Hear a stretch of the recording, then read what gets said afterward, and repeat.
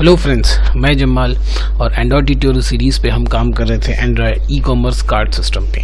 ठीक है, तो लास्ट 2 वीडियोस हमने कवर किए थे कार्ट को लेके, किस तरह से हम कार्ट इम्प्लीमेंट करते हैं ई कॉमर्स एप्लीकेशन में। बट 1-2 कमेंट बहुत अच्छे आए थे जिनका आंसर के लिए ये वीडियो बना गया कि किस तरह से हम डिवाइस, अगर हम एक ई कॉमर्स एप्लीकेशन बनाते हैं, ठीक है, तो जनरली वो तो हमारे डिवाइस पे चलता है, ठीक है, बट बहुत सारे एप्लीकेशंस ऐसे हैं, बहुत सारे ई कॉमर्स जो बेस्ड कंपनीज हैं वो ऐसे हैं जिनका वेब और ई कॉमर्स का एप्लीकेशन, एंड्रॉयड एप्लीकेशन दोनों चलता है ना।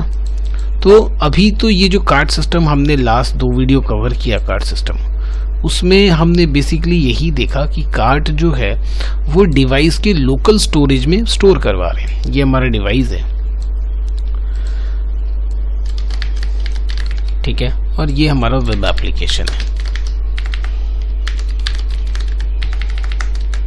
ये हमारा वेब एप्लीकेशन हो गया और ये हमारा डिवाइस हो गया। और जो हमारा कार्ट सिस्टम था वो हम रूम डेटाबेस में, डिवाइस के रूम डेटाबेस में स्टोर करवा रहे हैं।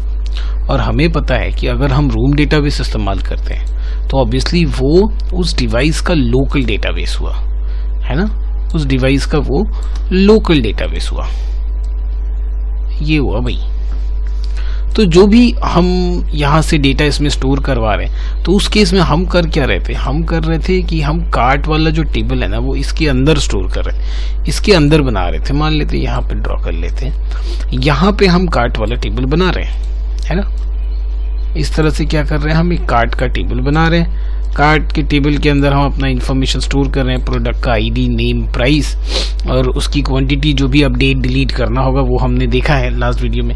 और ये वीडियो फर्स्ट टाइम देख रहे हो तो काइंडली उन 2 वीडियोस के जिसमें मैंने कार्ट रूम डेटाबेस में बनाया है उसका मैं डिस्क्रिप्शन में लिंक दूंगा, आप देखिएगा। ये वीडियो बेसिकली एक क्लैरिफिकेशन के ऊपर है कि किस तरह से हम डिवाइस और एंड्रॉयड वेब एप्लीकेशन के कार्ट को हम सिंक करेंगे। फॉर एग्जाम्पल, अगर जैसे हम फ्लिपकार्ट या अमेजन का जो हम एप्लीकेशन इस्तेमाल करते हैं उसमें वेब एप्लीकेशन भी है और डिवाइस पे भी एंड्रॉयड ऐप चल रहा है, तो अगर आप वेब पे कोई एक आइटम कार्ट में रखते हो, ठीक है ना, तो आप क्या देखोगे कि अगर आप पैरेलली उसे बस कार्ट में डाल के छोड़ दो, फिर आप अपने डिवाइस में आ जाओ, डिवाइस को जब ओपन करोगे, डिवाइस के एंड्रॉयड एप्लीकेशन को ओपन करोगे तो आप देखोगे कि डिवाइस के कार्ट में भी वो आइटम है, ठीक है। ये 1 वे हुआ। दूसरा वे क्या हुआ कि अगर हम डिवाइस के एंड्रॉयड ऐप के थ्रू अगर हम किसी आइटम को कार्ट में डाल देते हैं, चेकआउट नहीं करते हैं, कार्ट में डाल के हम छोड़ देते हैं, ठीक है, तो फिर क्या हम देखेंगे, उसके बाद हम फिर डिवाइस के एप्लीकेशन को बंद कर देते हैं। हम वेब एप्लीकेशन को जब ओपन करेंगे तो हम देखेंगे कि वेब एप्लीकेशन के कार्ट में भी हमें वो आइटम दिख रहा है ना। मतलब कहीं ना कहीं क्या हो रहा है कि दोनों जो एप्लीकेशंस है, दोनों टाइप के जो एप्लीकेशंस है, किसी एक जगह से सिंक हो रहे हैं डेटाबेस से। तो इसके हम इसको कैसे इम्प्लीमेंट करेंगे, इस टाइप के कार्ड को कैसे इम्प्लीमेंट करेंगे, क्योंकि जब बात सिर्फ हमारे पास एंड्रॉयड एप्लीकेशन ही बनाने की होती, उस केस में भी तो वेब एप्लीकेशंस बनते हैं, बट वहाँ पे क्या है कि हमें बस एपीआई सर्विसेज बनाने, जो हमने देखे हैं कि हम किस तरह से एपीआई सर्विसेज बना के एंड्रॉयड एप्लीकेशंस को डेटा देते हैं, फिर एंड्रॉयड एप्लीकेशन से डेटा लेके सर्वर में रखते हैं। बट यहाँ पे जब दोनों इंटरफेस बनेगा, मतलब एक इंटरफेस वेब एप्लीकेशन वाला बनेगा, कुछ यूजर्स आपके वेब एप्लीकेशन से इंटरेक्ट करेंगे, है ना, और कुछ एप्लीकेशंस, कुछ यूजर्स जो हैं वो आपके डिवाइस से उससे इंटरेक्ट करेंगे, या कुछ तो ऐसे होंगे जो दोनों से इंटरेक्ट करेंगे। कुछ ऐसे यूजर्स जो इससे इंटरेक्ट कर रहे हैं, कुछ हैं जो इससे इंटरेक्ट कर रहे हैं, और कुछ यूज़र आपको ऐसे मिल जाएंगे कि जिनके मोबाइल पे भी उसी एप्लीकेशन इंस्टॉल्ड है उसी का, और उसका वेब पार्ट जो है वो वहाँ पे भी इंटरेक्ट कर रहे हैं। तो ऐसे ये सारे केसेस मिल सकते हैं। तो क्या होगा अगर हम इस तरह के सिस्टम में कार्ट कैसे इंप्लीमेंट करेंगे, ठीक है। कार्ट के बाद फिर मैं चेकआउट भी समझाऊंगा कि चेकआउट फिर आगे कैसे करेंगे। चेकआउट के पहले आर्किटेक्चर को समझेंगे, टेबल स्ट्रक्चर को समझेंगे, फिर हम एक वीडियो बना के आपको चेकआउट दिखाएंगे, ठीक है। तो ये जो क्वेश्चन एक किसी सब्सक्राइबर ने पूछा था, बहुत अच्छा लगा था मुझे ये क्वेश्चन, तो मैंने सोचा कि ज़रूर बनाएं, ठीक है। वीडियोज़ आने में ऑब्वियसली थोड़ा देर होता है क्योंकि बहुत सारे काम होते हैं, बट ट्राई हमेशा की तरह वही कि कोशिश करूंगा कि रेगुलर वीडियो बने। तो ये हमें इम्प्लीमेंट करना है, ये आर्किटेक्चर हमें इम्प्लीमेंट करना है। तो अब देखते हैं कि समझते हैं हम इसे कि इस आर्किटेक्चर को हम कैसे बनाएंगे। पहला आर्किटेक्चर जो हमने अगर सिर्फ इस साइड के एप्लीकेशन को देखना होता, इस पोर्शंस को, तो ये आसान था, रूम डेटाबेस से हमने कर लिया। क्योंकि कार्ड जो है ना, कार्ड को कभी भी देखिए, अगर हम सिर्फ ये वाला पोर्शन करें, अगर हम सिर्फ वेब एप्लीकेशन बनाएं या इंडिविजुअली हम सिर्फ डिवाइस एप्लीकेशन बनाएं, उन दोनों केस में कार्ड को हमें डेटाबेस में स्टोर करने की जरूरत नहीं पड़ती है ना। क्योंकि कार्ड क्या होता है, टेम्परली उसमें जब तक यूजर एप्लीकेशन पे यूज कर रहा है, एप्लीकेशन को यूज कर रहा है, वो मल्टीपल आइटम ऐड भी कर सकता है, डिलीट भी कर सकता है ना, फॉर द टाइम भी। उसके बाद उसे अपडेट भी कर देता है।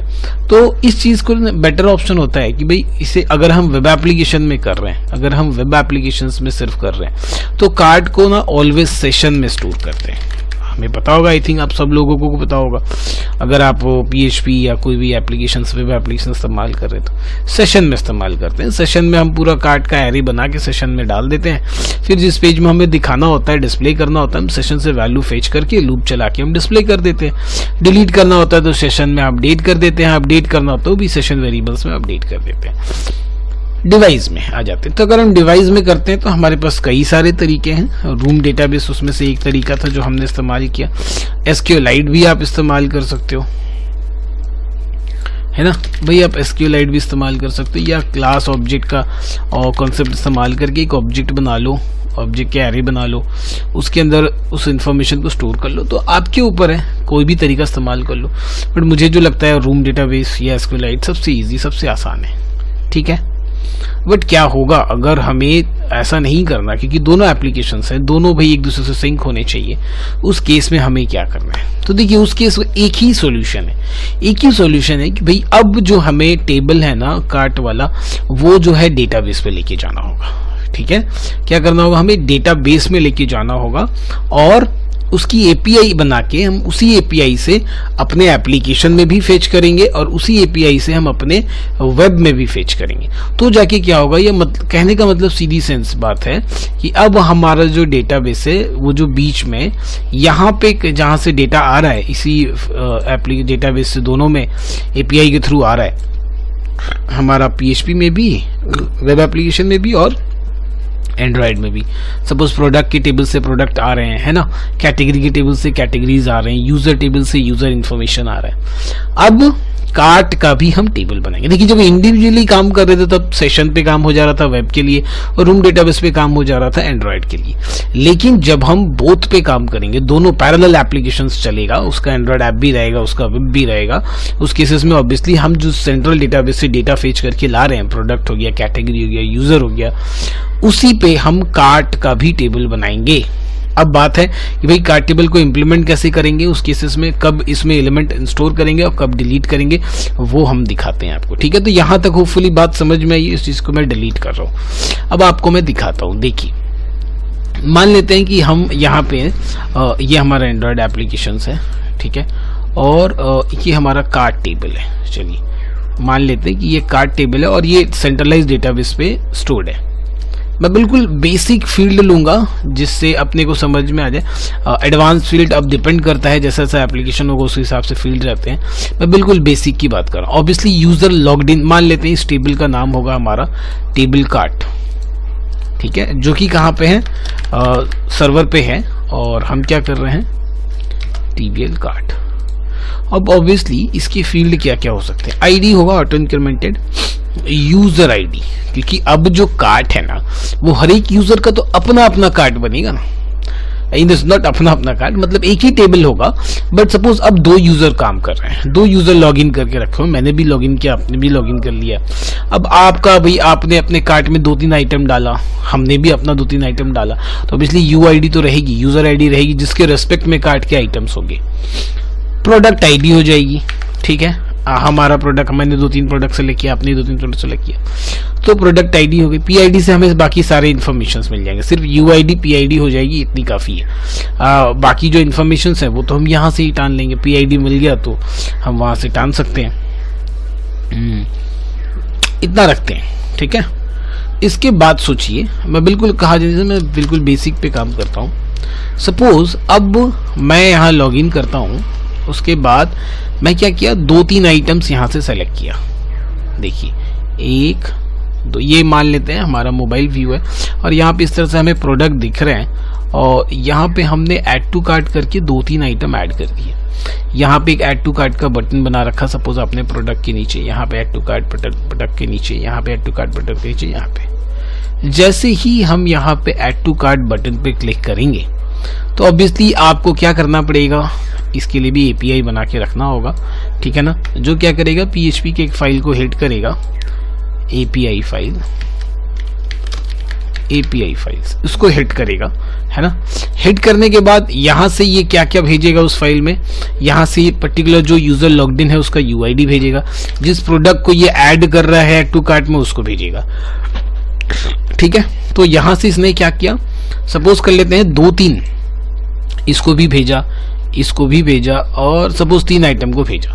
तो ये API फाइल्स क्या करेगा, इस टेबल में एंट्री कर देगा। कैसे रिस्पेक्ट में एंट्री करेगा भाई, देखते जाइएगा।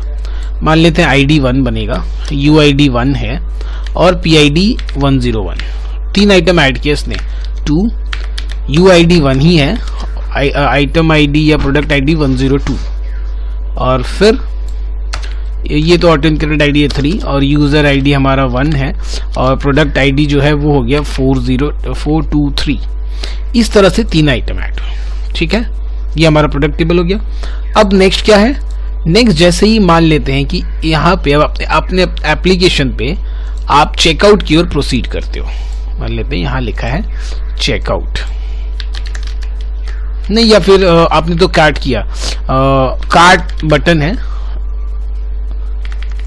कार्ट का एक आइकन, अगर आपको देखना है, मान लेते हैं कार्ट लिखा हुआ है यहाँ पे, आपको देखना है कि कार्ट में कितने आइटम्स हुए हमारे, तो ये क्या करेगा, आपको तुरंत फिर दूसरे एक्टिविटी में लेके जाएगा। सपोज कर लेते हैं हमारा कार्ट वाला एक्टिविटी है। अब इस कार्ट वाले एक्टिविटी में आपको क्या दिखेगा, आपका प्रोडक्ट्स दिखेगा जो जो आपने ऐड कर रखा है ना।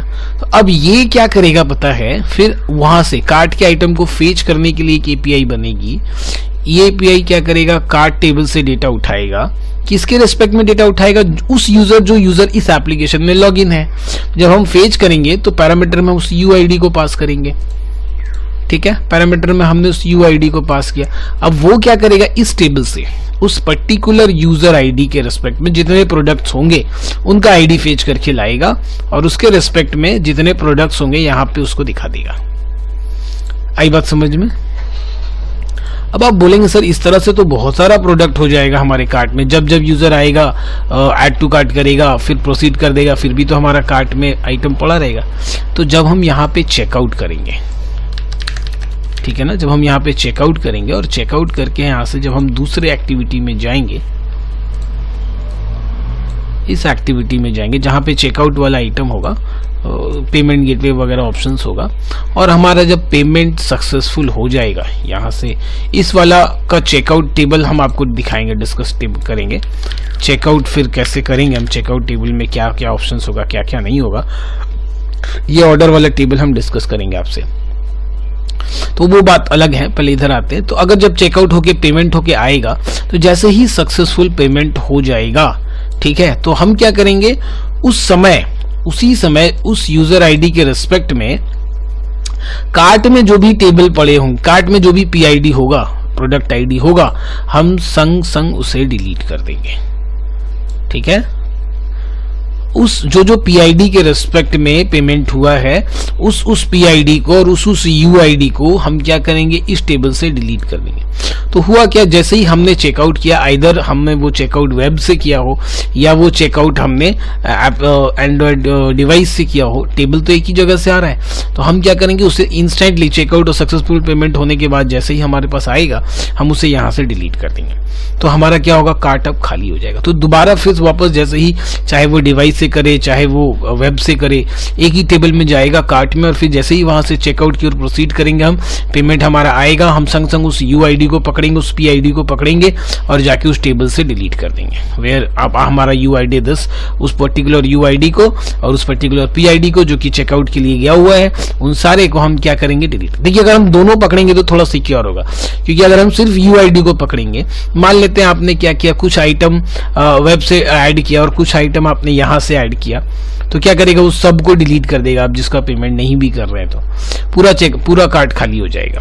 तो हम पर्टिकुलर PID और पर्टिकुलर UID को दोनों को पकड़ेंगे तो क्या होगा कि जिस UID जिस PID के रेस्पेक्ट में चेकआउट पे पेमेंट जा रहा है पर्टिकुलर वही आइटम कार्ड से डिलीट हो जाएगा। और ये पैरेलली एक ही यूजर आईडी में सबके लिए काम करेगा। अब मान लो कोई दूसरा यूजर आईडी लॉगिन कर रखा है, किसी ने 2 नंबर यूजर आईडी लॉगिन कर रखा है, उसने अपने PID प्रोडक्ट में कुछ एलिमेंट्स ऐड किए तो उसका नहीं डिलीट होगी, उसने अभी तक चेकआउट नहीं किया तो उसका एलिमेंट उसका जो डेटा है इसी टेबल में पड़ा रहेगा UID 2 के रेस्पेक्ट में। बट UID 1 ने चेकआउट कर लिया, चेकआउट करते ही वो UID 1 को पकड़ेगा, PID को पकड़ के डिलीट कर देगा।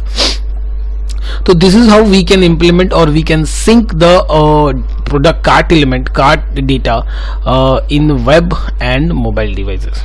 तो ये वाला हो गया। अभी हम चेकआउट का टेबल स्ट्रक्चर समझेंगे, फिर एक हम छोटा सा एप्लीकेशन फिर बनाएंगे ये पूरा कंप्लीट कार्ट और चेकआउट पेमेंट वगैरह लेके, ठीक है। तो ये जो वीडियो था बेसिकली एक क्वेश्चन के ऊपर था। किसी ने पूछा था कि सर ऐसा कार्ड बनाना है जो कि वेब में भी हो और डिवाइस में भी काम करे। अभी तक जो हमने इम्प्लीमेंट करके बताया था वो बेसिकली सिर्फ और सिर्फ किसका बताया था, डिवाइस का बताया था। और कैसे हमने किया था कैसे नहीं किया था वो सारी वीडियोज मैंने 2 वीडियोज कार्ड के ऊपर बनाई है। चेकआउट में मैं उसको लिंक आपको दे दूंगा। और ये ई-कॉमर्स कार्ट रिगार्डिंग बहुत सारी वीडियोस बनाऊंगा मैं चाहता हूं कि हाँ ये जो टॉपिक है ये जो प्रॉब्लम है वो बिल्कुल आसान हो जाए सबके लिए, लॉजिक क्लियर हो जाए, क्योंकि यहाँ पे स्टूडेंट बहुत परेशानी में फंसते हैं कि कार्ट कैसे इंप्लीमेंट किया जाए। ई-कॉमर्स के नाम से ही एक बड़ा दिमाग में ये आ जाता है बाप रे ई-कॉमर्स बनाना है, तो ऐसा कुछ नहीं है। अगर आपका टेबल स्ट्रक्चर आपके दिमाग में क्लियर है तो फिर ये बिल्कुल भी कुछ नहीं है, बहुत आसान है, ठीक है। तो वीडियो देखने के लिए थैंक यू सो मच। अगर आप नए हैं तो चैनल को सब्सक्राइब कीजिए और अगर पुराने सब्सक्राइबर हैं तो वीडियो को दोस्तों के साथ शेयर कीजिए। वीडियो देखने के लिए थैंक यू सो मच।